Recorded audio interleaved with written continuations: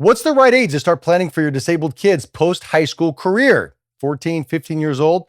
Try 10. We'll tell you why today on Driven by Purpose.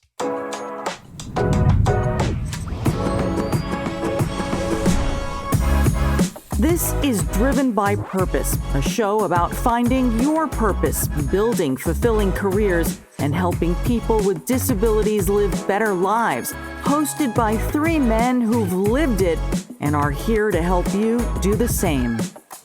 Special thanks to our presenting sponsor, Clean Logic, a leading bath and skincare company and a true pioneer in creating inclusive workplaces and increasing employment opportunities for people with disabilities. When do you start planning for your kid's future? 6, 7, 8 years old? You do if your kid has severe disabilities. Welcome to Driven by Purpose. My name is Evan Rosenbaum, along with the co-founders of Clean Logic and the Inspiration Foundation, Mike Gesser and Isaac Shapiro. Isaac is in Ohio. He's on the road. Mike is back from traveling abroad. We're all back. We're one happy family again, everybody. We're all back. What's going on, Mike and Isaac? How are you guys? We're all back. It's nice to be back. It's nice to be enjoying here. the beautiful rain in Ohio. Yeah, man. So Isaac's in Ohio. Mike's back from Asia. Yeah, Asia and Mexico. Mike? It's always great. It's always great. Yeah. It's always great. Yeah, you had spent some time in Mexico. That was great. You were crisscrossing the globe. Yes, it was a nice Mexico vacation with my wife, and then directly on to China for work. Love it. And now you're back. And now I'm back. All right. Working. Let's get straight to the topic today. My 10-year-old daughter is calling a meeting because we're getting ready to plan for her post-high school career, her post-high school life. This is serious. This is a true thing that's actually happening. And we were having this conversation offline, Mike, Isaac, and myself, and we're like, we got to talk about this because she's 10. She's getting ready to go into 5th grade. And we're already having a conversation about her career after high school. That's 8 years from now. We're already getting ahead of it. And I got to tell you, I love it. I love this so much. So here's the deal. The people at my daughter's school are calling this a person-centered planning meeting. And here's who's been called to this meeting. Me and my wife, obviously. My daughter, Sydney, as you know, she has severe cerebral palsy. She's nonverbal. She's in a chair. She's limited mobility, obviously. She uses a computer device to talk. It's a system called Pod. We've talked about this. She has great input. She understands most everything. It's the output that's the challenge. She uses Pod to communicate with other people. It's an AAC device, but she can use it, and she's pretty good with it. She's pretty articulate in terms of communication, but she could always be better. We're working on that every single day. But this meeting was called by the administrators of her school, and we were told that it's going to be us, some of her teachers, some of the paraprofessionals who work with her at school, some of Sydney's friends. So some other 10 and 11-year-old kids are invited to this meeting. To talk about Sydney's post-high school future. Yep. She gets to choose which friends are invited to this meeting. It's fascinating. Her brother was suggested, and Sydney has said yes, she wants her brother in this meeting. And anybody else that Sydney wants to invite is allowed to be in this meeting. But it's going to be a big meeting with all these people, and we are going to sit down to talk together about how to plan for Sydney's post-high school life and what she wants to do for a career after high school.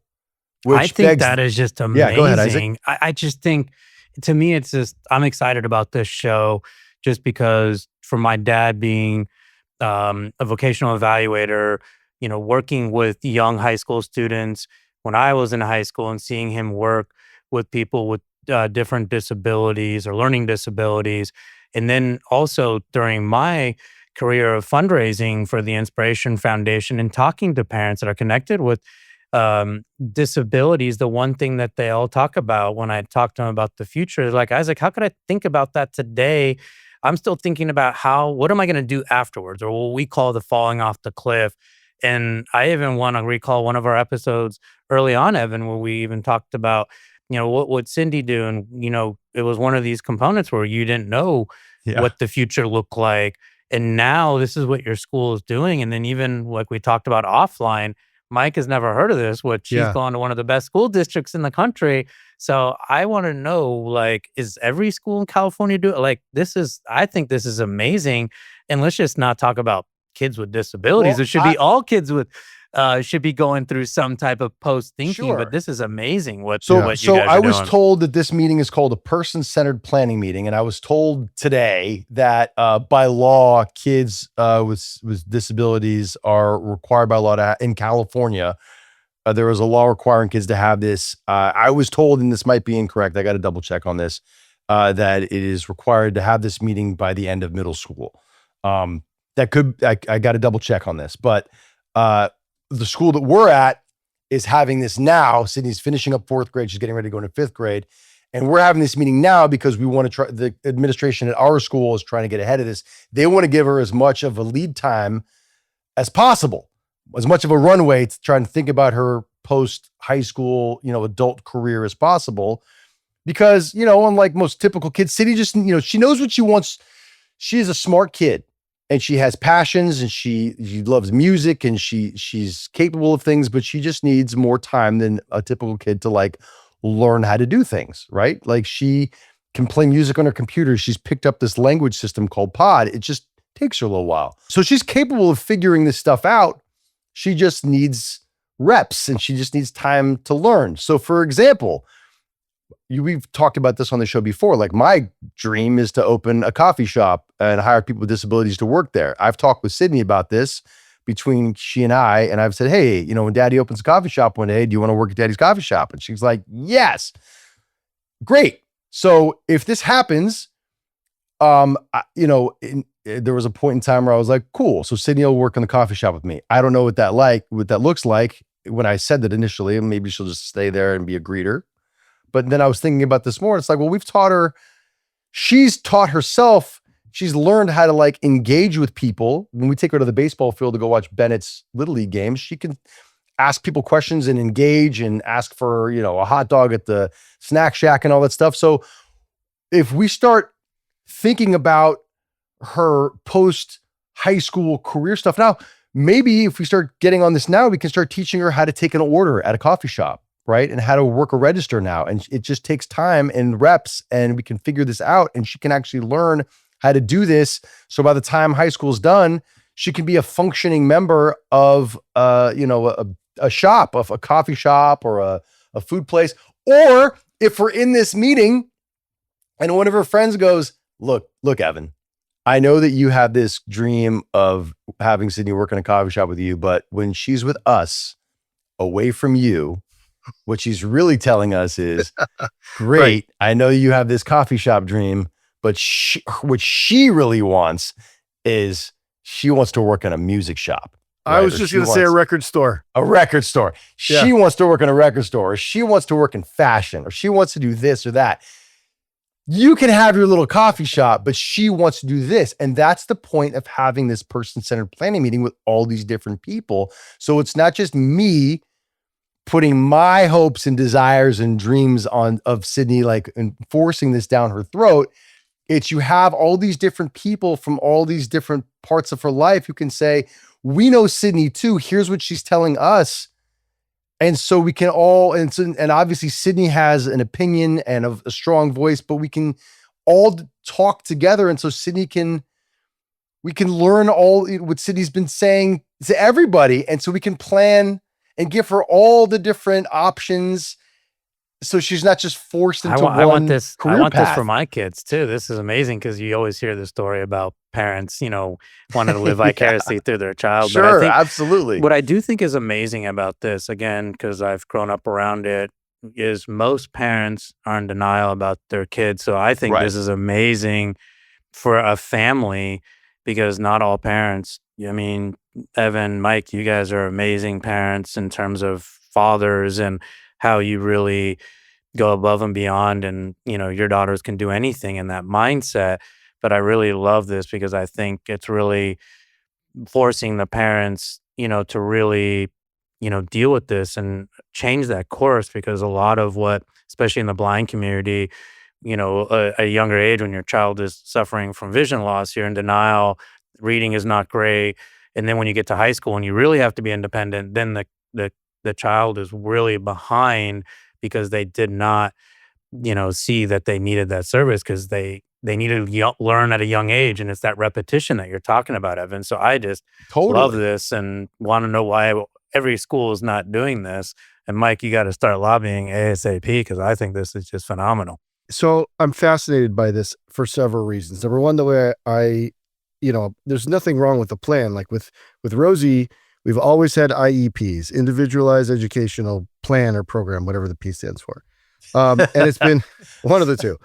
And it's been great because we set goals and you bring in the right therapists and professionals to come help Rosie achieve her goals or get as close or exceed them. And every single year we have the IEP, we have meetings, we test it, we follow it, and we check the progress and we make adjustments and we do certain things. And I love that. And I think it's great for her. She needs it. What's strange to me, and so this whole thing, the person-centered planning, it's like a person's VTO. It's like your long-range plan. I think it makes a lot of sense because with What's any a VTO? Yeah, I was just saying you need to speak some regular language here now. What's a VTO? a VTO, it's a vision traction organizer. It's you take Okay. your vision and you put it on a paper and then you organize it. And when you put the two together, you make progress in your business or your life or anything you set your mind to. And so Okay. to me, it's a very, very good way to plan. Okay. With kids, or I would say specifically in my head, with a disabled kid, and I'm speaking as Rosie's dad for Rosie.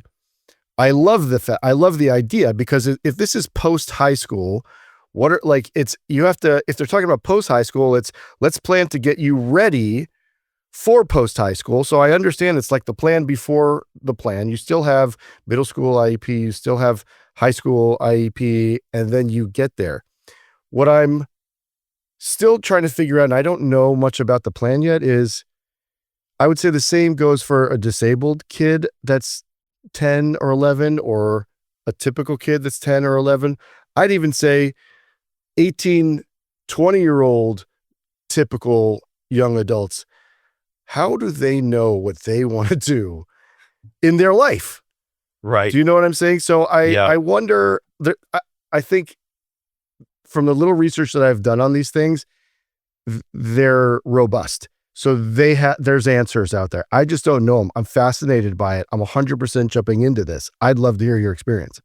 Here's the thing. I think that life's not fair, right? I think we can all agree that like we all want life to be fair. Life's not fair. And so for me, I didn't know what I wanted to do when I went to college, right? When I was finishing up high school, like I still was under the delusion that I was like, I think I want to be a professional athlete. And I was like, I've always got to thought that you wanted to college. be a gossip artist since like Yeah, the yeah, day yeah. you were Well, born. no, You're really I good at thought it. I was still in my head when I was like leaving high school. There was still a small amount of this in my head where I was like, I still think I could be an athlete. And then I met Terrell Suggs at Arizona State, and I was like, oh no, there's no way I can be a professional athlete. I was like, oh my God, he's bigger, stronger, and faster than me in every possible way. I'm done. Yeah, first So that was a reality check. But that's when I tried to like, okay, I got to figure out what I need to do and what I want to do with my life. But it wasn't until I was like 18 where I had to like actually focus in on like, okay, I got to figure out my career. But like, unfortunately for my daughter, like she's got to figure it out sooner. She's not going to get to wait until she's 18 to kind of like, because it takes her a lot longer to like learn skills, right? Like if she wants to figure out if she wants to work in a record store, or if she wants to work in fashion, or if she wants to work in the coffee shop, like we were talking about, for her to actually learn how to take somebody's order at a coffee shop, or to engage somebody at a clothing shop, or to turn on music at a record store.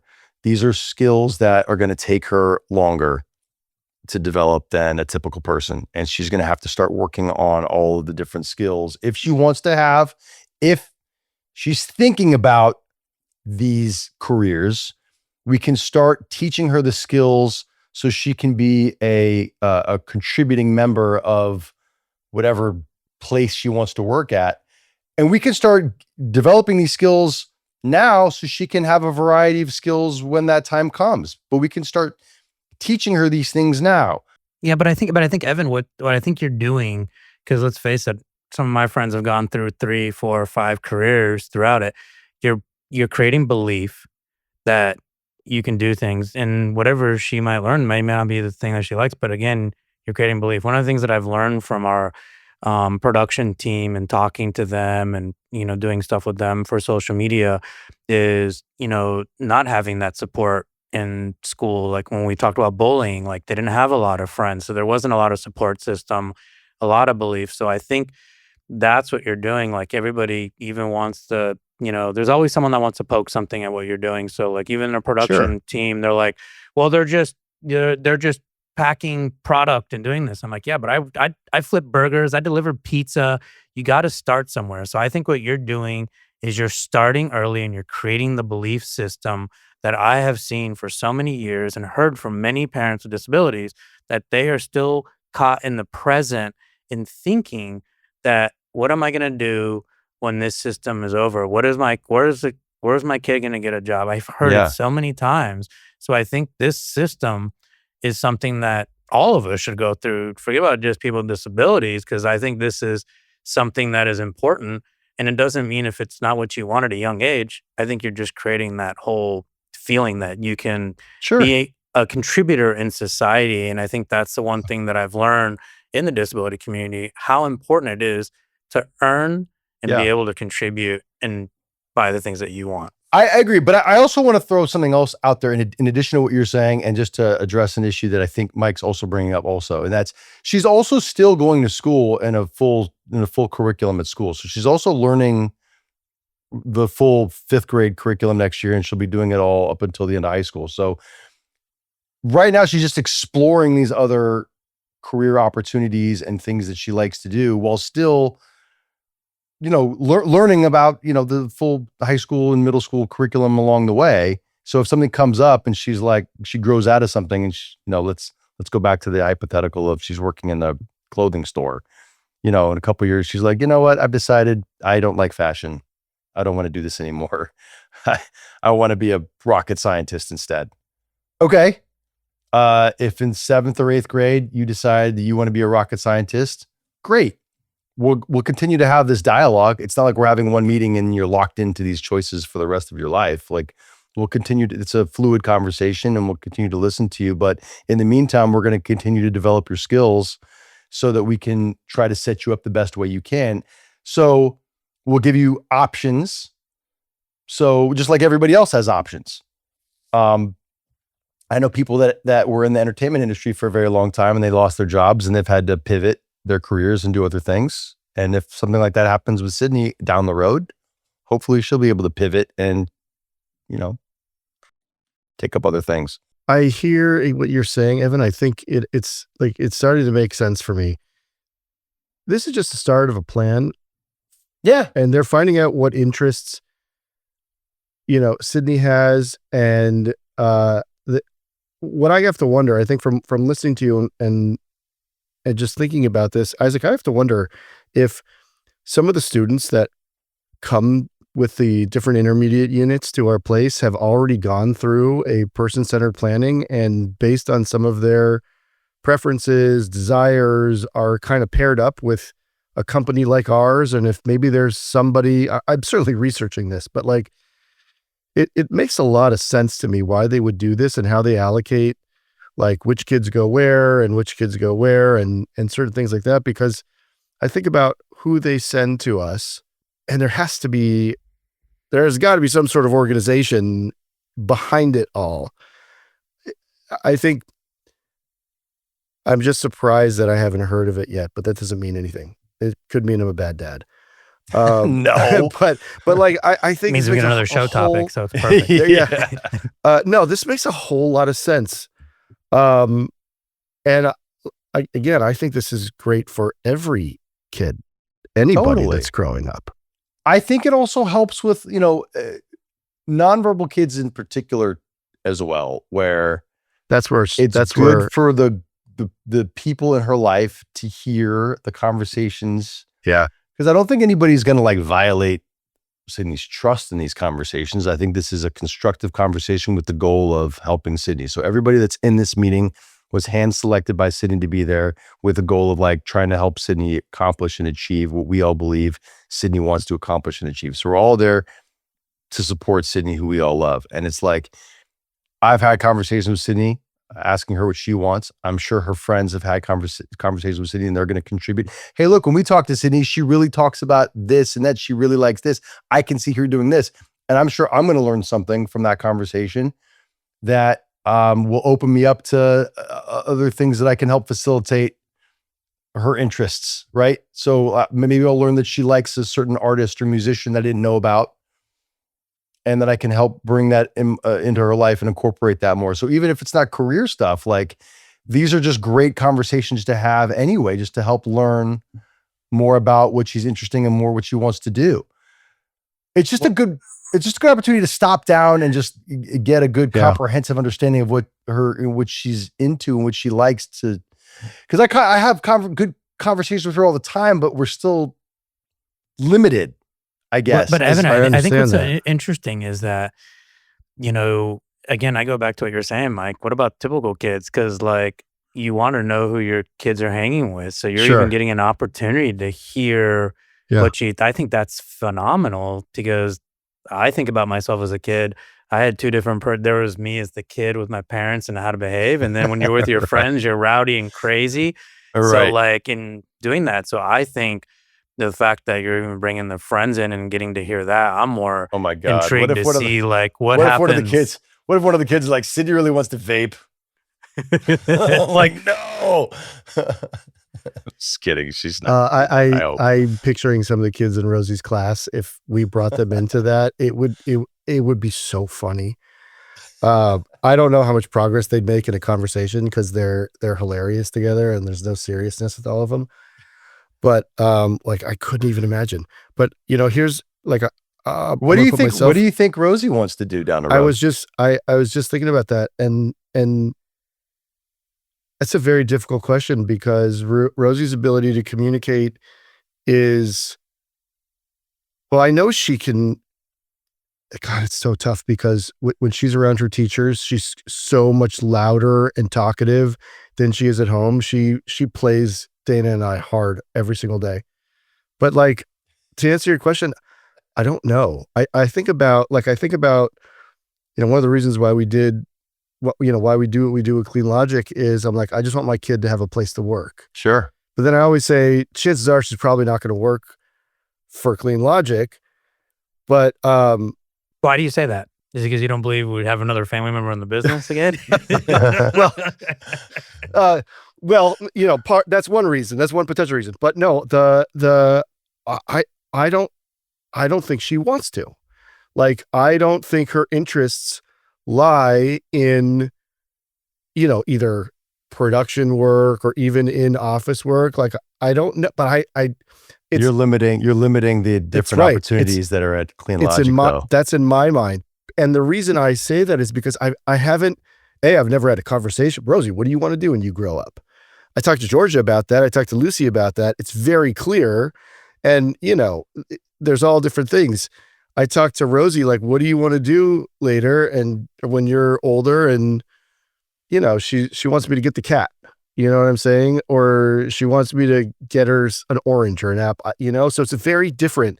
Yeah. And I'm actually even more encouraged to go do this because I'm dying to see what comes out of these types of meetings. And I'd love to get into my kid's head. That's the one thing I'm dying. If I could only know 5 minutes to know what this kid thinks, it'd change my whole entire world. Maybe this is a way that I can figure out what's inside that kid's head for the future, because we're talking about family and friends and the teachers. Like, it's just, that is a concept I think is brilliant. I love it, but I never pictured it. I can't wait for it. I've been so excited for this since this was brought up. And by the way, we talk about IEPs. When we used to have IEPs at the school before the school we're at now, they were so adversarial and like the tension was high and they were tough. And I felt like we were getting ready for a fight every time we had an IEP. this IEP, every IEP we've had at this school that we're at right now, Yeah. Chime in Woodland Hills, California, it's like a joy. The Yeah. staff there, the teachers there, the administration there. This planning meeting, the person-centered planning meeting, was an idea that came out of the IEP. It was just, and the moment that it was brought up, I was just like, this is incredible. Like, what an incredible idea. I can't wait. And I've been so excited for it since it was brought up. I can't wait to have it. I'm so excited. We're going to need a follow-up show. Yeah. Of course. I can't wait. Well, I think one thing, because I know we're getting towards the end here, but I think the one thing that I think is just even more phenomenal when I hear you two talk about the schools that you're in. At my school, in public school in Tucson, Arizona, we didn't really have visible disabilities, let's call it. And I think just the fact that you're bringing in her friends, it's kind of like when we talked about our bullying, like a lot of friends, a lot of people with disabilities don't have friends, and there's a lot of bullying. Like, I just think it's amazing because I didn't even understand much about cerebral palsy, Evan, until we really got close on this show. And just even to see Drew Davis, and there's different levels of cerebral palsy, and there's different belief in like what people with cerebral palsy. It's changed my view and understanding because, again, it wasn't a disability that I was aware of. I could talk to you about blindness. So I think just the school system to be able to integrate and get other kids to talk with their friends that have disabilities, I think is just phenomenal. And that would even challenge the school system. Like, why aren't we doing this for all kids? Because I feel like we're always preparing the SAT, what's your SAT score, go to college, and then really you're not even using your college. This feels like a hands-on, like, whoa, this could get someone to think about what they need, especially in the world of AI. And where like Mike, your brother, he's safe for life in AI. He's a he went to blue collar union. worker, Union. He's a millwright. He builds nuclear power plants and submarines and huge factory equipment. Like a person, he never had a person-centered planning. But if he knew, like if he had, like my brother is a perfect example. Like if he would have done this, like when he was in 6th grade, 5th grade, 6th grade, like he was kind of already going in that down that path. But if there was a plan to be followed, it probably would have been a little bit easy, like just to take out some unknown. So like, I think this makes a ton of sense. Yeah. College, no college, trade, entertainment, there's all sorts of things. Disabled, typical.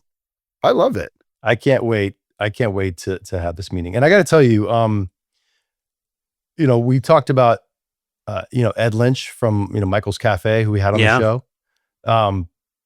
When I went to his cafe in Redondo Beach and I met the people who were working there and I saw what they were capable of doing and how amazing that place is run and how delicious the food was, how incredible the service was, how wonderful the vibes were there.